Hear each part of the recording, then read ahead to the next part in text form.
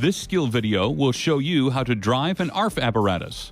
This skill video is a beginning step of a process that a driver/operator shall go through to prepare them to take an ARFF apparatus on airport ramps, taxiways, runways, and roadways. You should complete this skill while wearing appropriate personal protective equipment. Perform the steps in skill video 10-4 to start the apparatus. Ensure that all apparatus personnel are seated and wearing safety restraints and hearing protection. Depress the service brake pedal. Release the parking brake. Place the transmission into a gear for normal operation. Drive forward, depressing the accelerator appropriately. Proceed forward after the apparatus clears the station and you have an unobstructed view of the airport ramp and traffic conditions. Bring the apparatus to a complete stop by braking smoothly.